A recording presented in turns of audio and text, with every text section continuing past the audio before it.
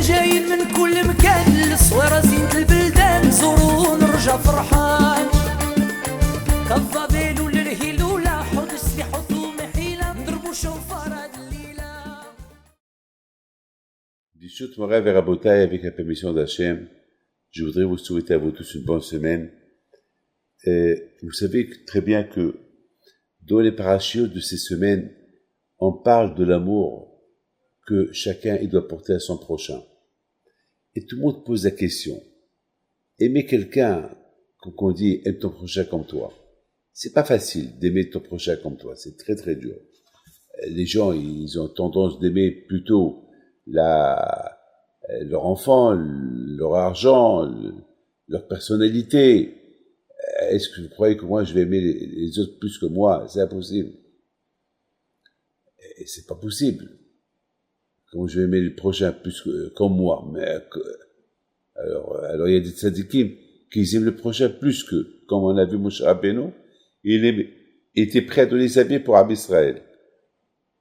Ça c'est un autre niveau. Ça c'est un autre niveau, ça. Comment peut-on expliquer cela? Alors, il faut savoir une chose, que il y a beaucoup il y a par exemple, nous avons le Ramban qui dit que lorsque la Torah te dit, aime ton prochain comme toi, c'est impossible, le cœur ne peut pas accepter ça. Mais, il dit que ce que Hachem il veut, c'est que, comme toi tu n'es pas jaloux de toi, ne sois pas jaloux d'un autre. Ne sois pas envieux, comme que toi, tu vas pas avoir envie de quelque chose que tu as. Il ne faut pas être envieux. Voilà. Mais pas dans le sens, aime ton prochain comme toi. C'est impossible. C'est impossible. Par exemple, on sait très bien que l'homme, il va pas dire, je veux que mon ami soit aussi intelligent que moi, aussi riche que moi. C'est dur. Mais au moins, ne lui fais pas de mal.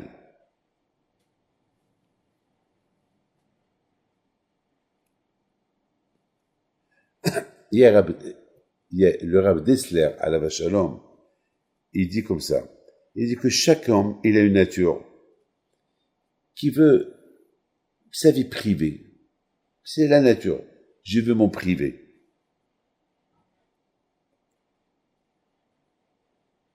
Voilà, c'est sûr. Vous savez, il y a des gens, par exemple, qui aiment avoir quelque chose de particulier pour eux. Et, par exemple, beaucoup de fois aujourd'hui, on voit que des femmes, ils veulent pas donner le nom du tailleur ou l'adresse du magasin où ils ont acheté leurs vêtements. Parce qu'ils veulent que eux seuls, ils ont le vêtement. Beaucoup de fois, je me rappelle une fois, j'étais quelque part, et il y avait une femme qui parlait de la coiffure. Et puis, sa copine lui a dit, mais c'est qui ta coiffeuse? Elle dit, oh, ma coiffeuse, ma coiffeuse, elle n'est pas là. Alors, l'autre, elle a compris. Quand tu peux me donner l'adresse? Non, mais elle n'est pas là. Je te dis qu'elle n'est pas là. Alors qu'elle est là. Et pourquoi? Parce que elle veut pas avoir une autre fille dans le marché bien coiffée comme elle. Et pourtant, qu'est-ce qu'elle perd? Alors c'est ça. Comme que toi, tu aimes bien être coiffé, laisse ta copine, elle aussi, qu'elle soit bien coiffée. Où est le problème? Et d'ailleurs, mes amis, je pense que Hachamim me disent que le Tou B'Av, c'était, à l'époque, c'était la journée que les filles, ils se rencontrent, et rencontrent des hommes dans les parcs, et c'était la plus belle journée en Israël à l'époque. On appelait ça comme Yom Tov, comme une fête nationale. Et Hachamim, à tel point que cette fête-là était importante pour tout le peuple d'Israël, que c'est un jour férié. C'est un jour où il n'y a pas de tahanoun. C'est un jour que tout, à tel point que Hachamim dit, Lo hayu yamim tovim l'Israël. Il y avait pas, c'était plus important, même que Yom Kippour, que Pessah, Sukkot, Rosh Hashanah, était très important ce jour-là. Pourquoi? Parce que ce jour-là, les filles pauvres, ils vont aller chez les filles riches, ils vont demander des vêtements, ils vont leur prêter, et toutes les filles ce jour-là, elles étaient bien habillées. Alors, on ne sait pas c'est qui est le pauvre, c'est qui est le riche. Et tout le monde s'habillait très très bien, et tout le monde allait dans les parcs, et vous savez que il y a beaucoup de filles qui sont très belles, mais malheureusement parce qu'ils sont pauvres, ils n'ont pas de vêtements. Vous savez que les vêtements, ils embellissent la personne. Alors, ils mettaient des belles robes que les filles riches, ils vont leur prêter. C'était coutume que la fille riche, il ne va pas refuser. Donc, vraiment, il faut le faire. Hein. Aujourd'hui, les filles, chaque fille, elle veut garder ses beaux vêtements. Imaginez-vous un vêtement qui coûte 2000 euros, 3000 euros, 4000 euros. Moi, une fois, j'ai vu une robe qu'elle a coûté 80 000 euros. Une robe. Je ne sais pas comment elle a été faite. En diamant, je ne sais pas quoi. C'est de la folie. Je ne sais pas si c'est vrai ou pas, mais je ne sais pas. Et il y avait là-bas des perles, de tout, de tout. Imaginez-vous que cette femme-là, elle va prêter cette robe-là à une pauvre. C'est impossible. Eh ben, à l'époque, ils le faisaient. À l'époque, même les reines, ils vont prêter, les princesses, les filles les princesses, ils vont prêter leurs vêtements à des filles pauvres. Et c'était comme ça. C'était un jour férié. Un jour que tout le monde emprunte l'un chez les autres. Comme ça, ils sont toutes belles. C'est la folie, ça. C'est la folie, ça. Alors, et c'est là que les filles, elles rencontrent des garçons. Bon, après, c'est la surprise. Après 2 jours, le garçon va savoir que la fille était pauvre, hein, qu'elle a eu avec un beau vêtement. Mais quand même, bon, entre-temps, il est tombé amoureux d'elle, elle lui plaît, donc elle va se marier avec elle. C'est lui qui va la combler si tu veux, de tout. Vous comprenez? Mais quand même, moi, je vois que le peuple juif, il va accomplir un temps prochain, comme toi, le jour de Tou B'Av. Parce que le jour de Tou B'Av, même la fille riche, elle veut que la fille pauvre, elle soit belle. La fille riche, elle veut que la fille pauvre, elle soit bien habillée comme elle est bien habillée. Donc, c'est ça, mes amis. Aime ton prochain comme toi. Aime ton prochain comme toi, c'est pas l'aimer. L'aimer, c'est impossible. Aimer quelqu'un, c'est impossible. D'ailleurs, je veux vous dire quelque chose. On raconte que Rabbi Akiva, il dit, aime ton prochain comme toi, c'est la base de la Torah. Mais quand même, aime ton prochain comme toi, c'est la base de la Torah. Ben, c'est très dur. Ça veut dire que, pour arriver à faire toute la Torah, toutes les mitzvot, il dépend si tu aimes ton prochain. Parce que si vraiment tu aimes ton prochain comme toi, alors jamais tu vas lui faire du mal. Il y a beaucoup de mitzvot dans la Torah qui parlent le bien qu'il faut faire et le mal à ne pas faire. Donc si vraiment tu aimes ton prochain comme toi, donc vraiment tu vas être un homme super. Et automatiquement, si tu aimes ton prochain comme toi, tu vas aimer Akadosh Baruch Hu. Ah ben oui, c'est comme ça. C'est avec ton propre prochain. Tu es prêt à faire n'importe quoi pour lui, alors pour cette raison, pour le bon Dieu, tu peux tout faire. Et je voudrais vous dire quelque chose. Il dit à Rabbi Akiva que lorsque les Romains l'ont arrêté, et parce qu'il était en train d'étudier la Torah, et les Romains à l'époque, ils ont interdit à quiconque d'étudier la Torah, et Rabbi Akiva, Rabbi Akiva, il réunissait des gens pour étudier avec la Torah. Grâce à Dieu, la semaine dernière, je suis parti le pèleriner. J'étais super content de voir cette grotte-là, où il est enterré Rabbi Akiva, à Tveria. Et vraiment, après, je raconte une histoire que j'ai eue avec sa femme. Lorsqu'on a été pèleriner, la femme de Rabbi Akiva, Rachel. Mais de toute façon, lorsque je suis rentré le pèleriner, à quoi je pensais? Je pensais comment les Romains, ils ont peigné son corps, ils l'ont tué d'une manière terrible, et que c'est Eliyahu Navi, si je me trompe pas, c'est lui qui s'est occupé de son enterrement. et on était là-bas, le pèleriné, et nos sages y racontent, au moment que les Romains ils étaient de peigner son corps, au lieu de crier, au lieu de pleurer de souffrance, ils faisaient Shema Israël. Ils faisaient Ve'ahavta et Hashem, aime Hashem, ton Dieu avec amour, papa. Hachamim lui ont dit, au lieu que tu cries, au lieu que tu pleures de souffrance, tu souris et tu dis que tu aimes Hashem, tu fais Shema Israël avec joie, et tu dis Hashem, voilà, je t'adore, je t'aime. Il leur a dit, vous croyez que c'est facile de croire que j'aime Hashem? Toute ma vie, je répète Shema Israël. Toute ma vie, je dis Shema Israël, Hashem Elokeinu, Hashem Echad. Tu es seul, Hashem. Il n'y a pas un comme toi. Et je t'adore. Et je t'aime. Je suis prêt à donner mon corps pour toi. Tout mon argent pour toi. Mais peut-être je mens. Peut-être que c'est que des phrases que je dis. Qui peut me prouver que j'aime Hashem?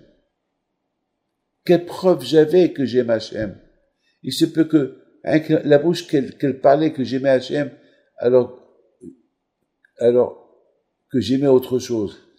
Maintenant, qu'ils sont en train de peigner mon corps, et je sais que je vais mourir, et c'est le moment que je dois vérifier, est-ce vraiment j'ai aimé Hashem pendant ma vie ou pas?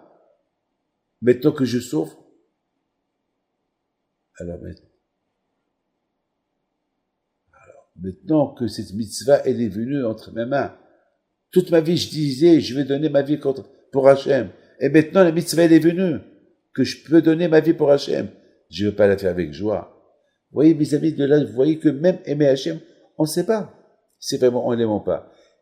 Rabbi Akiva lui-même, c'est pas moi qui le dis, même Rabbi Akiva, il ne savait pas. Je sens que l'expérience, elle est venue entre ses mains. Que maintenant, il peut prouver s'il aime ou il n'aime pas. Alors là, il a vu, il aime Hashem. Vous voyez que aimer Hashem avec tout le corps, c'est dur.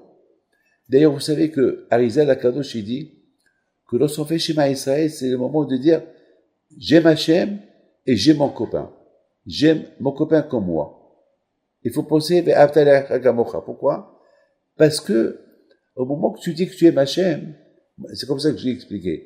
Au moment que tu dis que tu aimes Hashem, alors il faut vite penser comment Hashem que tu connais pas, Hashem que tu as jamais vu, comment tu peux dire que tu l'aimes alors que ton ami qui est à côté de toi, tu l'aimes même pas. Tu le critiques, tu lui fais du mal. Comment? Alors que tu sais qu'Hachem t'a dit, il faut l'aimer.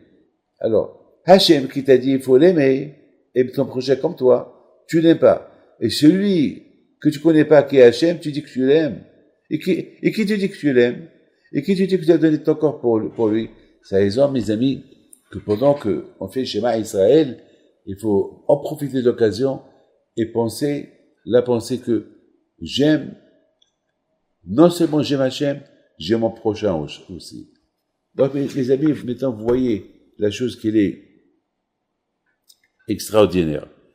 La base, le Yisod, la base d'aimer Hachem, c'est de faire un sacrifice personnel pour ton ami. L'aider. L'aimer comme toi, c'est impossible. Mais au moins, il y a d'autres manières comment tu peux le prouver que tu l'aimes. Un sourire. Sourire à un ami. Ça veut dire que tu l'aimes. Vous savez, être souriant, c'est important. Être souriant, c'est quelque chose de magnifique. Tu montres à tout le monde que tu les aimes. Tu montres à tout le monde que tu n'as rien contre eux. Même si c'est lui qui t'a fait du mal, tu lui fais un sourire. Moi, une fois, j'ai expliqué, je lui ai dit, c'est quoi le mot ve'ahavta l're'echa? Pourquoi la Torah dit aime ton ami? Pourquoi la Torah dit pas amitra ou habercha, ton ami? Pourquoi l're'echa?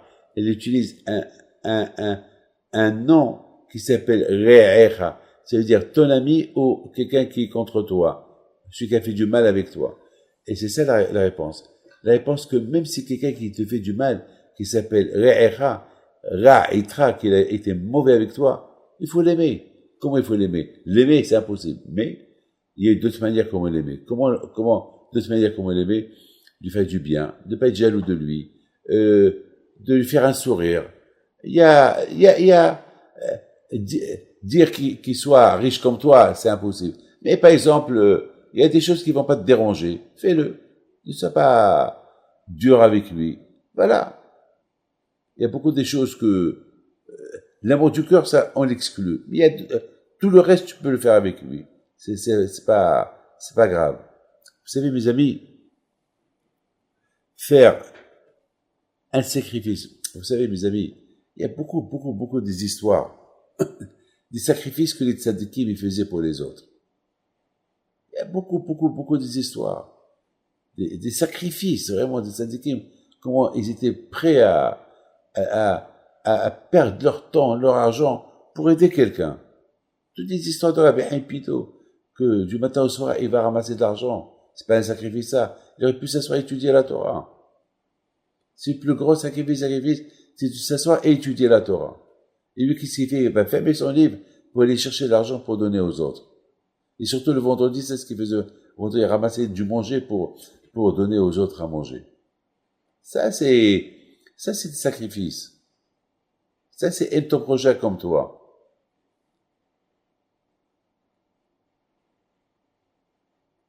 Un homme ici que tu dois aimer Hachem. Il faut penser à une chose. Que tu aimes Hachem, sache que chaque être humain, Hachem l'a créé à son image. À son image. Alors, tu peux pas te contredire. Tu dis, tu aimes Hachem et tu n'aimes pas l'être humain qui est l'image d'Hachem et qui est là, là-bas, une neshama. Donc, c'est une contradiction.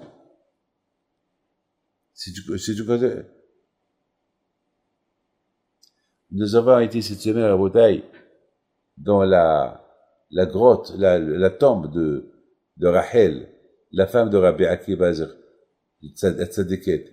Moi, je dirais que cette femme-là, c'est une grande tzaddiket. Vous savez, après 24 ans qu'elle n'a pas vu son mari, parce que son mari est parti à la yeshiva, et elle était la fille d'un grand riche. Et le riche Kalba Shaboua, il a déshérité parce qu'elle s'est mariée avec un pauvre, avec le berger, qui s'appelait à l'époque Akiva. Mais voilà, maintenant Rabbi Akiva est devenu Rabbi Akiva. Et là, Kalba Shaboua, et une fois qu'il a entendu que le mari de Rachel, c'était Rabbi Akiva, il est venu, il lui donne des excuses, et il était prêt à donner toute sa richesse maintenant pour Rachel, sa fille. Mais Rachel, après 24 ans qu'elle n'a pas vu son mari, et son mari vient avec 24 000 élèves, Rachel, elle va à son... C'est des moments émotionnels, c'est des moments que je peux pas imaginer. 24 ans. Et sachez que Rabbi Akiva, il était en Israël, il n'était pas en Australie. Et Rachel, elle était en Israël, elle n'était pas en Australie. Elle aurait pu aller le voir. Elle n'a pas été le voir 24 ans. Il a dit, puisqu'il est en train d'étudier la Torah, si je vais le voir, je vais le déranger. Vous imaginez quel sacrifice elle a fait, la femme de Rabbi Akiva, pour que Rabbi Akiva y soit ce qu'il est aujourd'hui. Regardez quel sacrifice. Elle voulait un tzaddik. Elle voulait un tzaddik. Eh bien, Akadosh Baruch Hu, il l'a aidé, elle a rendu son mari un tzaddik. Lorsqu'elle est venue à l'encontre de son mari, elle est tombée à ses pieds. Elle a embrassé ses pieds parce qu'elle était tellement heureuse que son mari, après 24 ans qu'elle n'a pas vu, bien sûr, il devait avoir une belle barbe blanche. Les élèves de Rabbi Akiva, ils ont voulu la pousser. Ils ne savaient pas que c'était sa femme. Et Rabbi Akiva, il leur a dit, laissez-la. Ce que vous êtes et ce que je suis, c'est grâce à elle. Si toi, Bishimon Bayahai, n'oubliez pas que parmi les 24 élèves qui sont venus, qui étaient avec Rabbi Akiva, il y avait là-bas Bishimon Bayahai, Rabbi Meir Ananes, peut-être aussi ils étaient parmi les élèves qui ont voulu pousser la femme de Rabbi Akiva. Ce que Rabbi Akiva leur a dit non. Ce que elle est maintenant, et ce que vous êtes maintenant, c'est grâce à elle. C'est grâce à elle. Quel sacrifice! Et voilà la bouteille. Le fait, écoutez bien, le fait que Rachel, elle a fait un grand sacrifice. Elle a sacrifié sa personnalité, sa vie, sa richesse, sa maison, tout pour que Rabbi Akiva il puisse étudier la Torah. Alors Rabbi Akiva, devant son image, il avait ce sacrifice de sa femme qu'elle a fait pour lui. Le moment qui est venu, que Rabbi Akiva devait montrer à Dieu est-ce qu'il aime ou il n'aime pas, eh bien il s'est sacrifié pour lui aussi. Les parents, ils apprennent à leur enfant comment se sacrifier pour le bon Dieu. L'amour, c'est le sacrifice. Lorsqu'on aime quelqu'un, c'est un sacrifice. Parce que le Tzara, il veut pas qu'on aime quelqu'un. Le Tzara, il veut qu'on déteste tout le monde. Et lorsqu'on aime quelqu'un, c'est un sacrifice. Lorsque j'étais dans la tombe de Rabbi Akiva, j'ai reçu un coup de téléphone. Non, pardon. Lorsque j'étais sur la tombe de Rachel, la femme de Rabbi Akiva, j'ai reçu un coup de téléphone d'une femme. Je ne vais pas la répondre, à la fin j'ai répondu. Et qu'est-ce qu'il me dit? Rabbi David, je veux une bracha pour que mon mari, il soit un peu plus dans la Torah. Je lui dis, mais ton mari, il est dans la Torah. Il m'a dit, non, je veux un peu plus. Je me suis dit dans ma tête, voilà, je me trouve à la tombe de Rachel, celle qu'elle voulait que son mari Rabbi Akiva, il étudie plus. Il a étudié 12 ans. Elle a dit à son mari, 12 ans, c'est pas assez.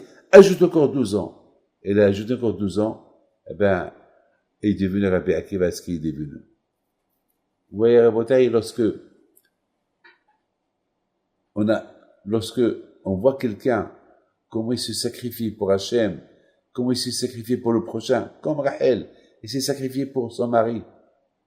Alors, on apprend, nous aussi, à se sacrifier pour les autres. Et c'est la raison pourquoi Rabbi Akiva a dit, un ton prochain comme toi, c'est la base de la Torah. Parce que la femme de Rabbi Akiva, elle aimait tellement la Torah, elle aimait tellement Hachem, elle voulait tellement que Rabbi Akiva soit un grand tzaddik, elle s'est sacrifiée pour lui.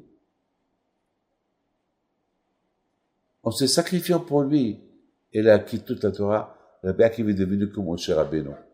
Il y a même ceux qui disent que la neshama de Rabbi Akiva, c'est la neshama de Moshe Rabbeinu. Aime ton projet comme toi, Rabbi Akiva, c'est la base de la Torah.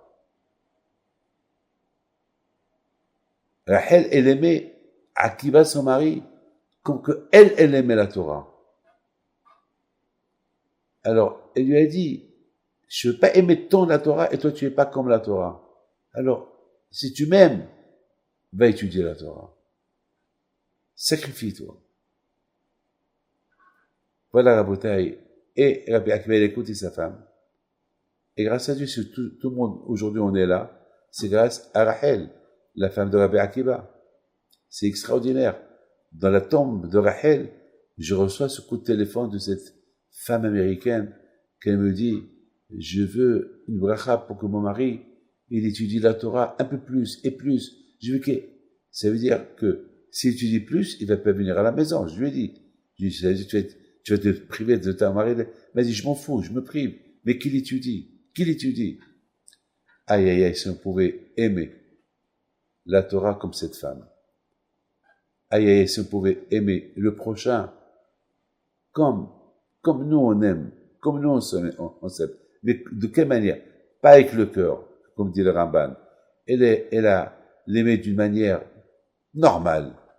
On peut. Malheureusement, même ça, on le fait pas. Et c'est ça le tzara alors. Ça veut dire que si on n'a pas l'amour du prochain, on risque de faire beaucoup d'avérotes. La plupart des mitzvot dans la Torah, ils sont liés avec l'amour du prochain. Que le bon Dieu vous protège, vous donne la santé, la joie et la prospérité. Amen.